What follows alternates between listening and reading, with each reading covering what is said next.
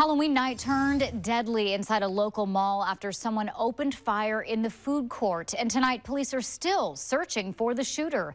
The shooting happened around 7:30 last night at Vancouver Mall. Police say a man was shot and killed and two others were injured in the shooting.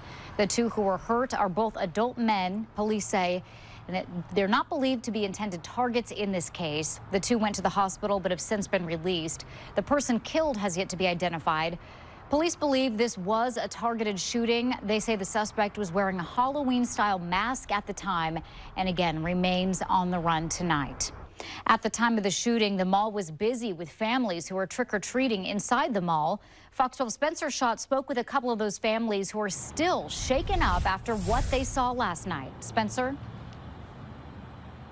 Nora, it was a traumatic situation for everyone involved, and the parents I spoke to said they're grateful that their kids weren't hurt in this situation, but they are worried about how this will affect them in the long run.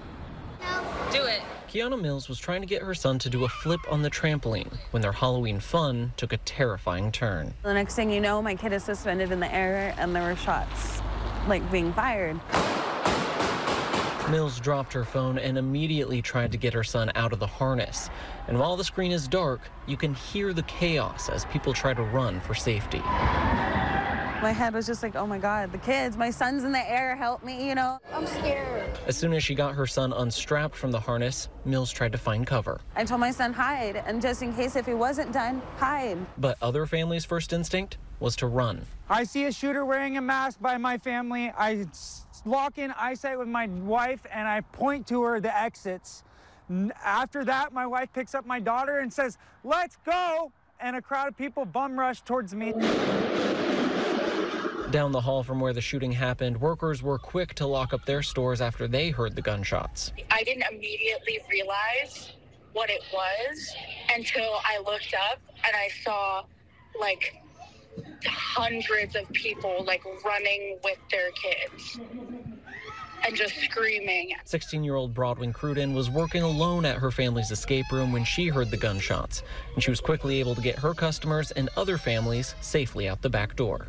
I was really scared, mostly because there were so many kids in the mall. While no one in these families were physically hurt, they were all traumatized. The first thing my daughter came out and said to me was, Dad, I went trick-or-treating last night, sat on a game, and a guy went bang, bang, bang.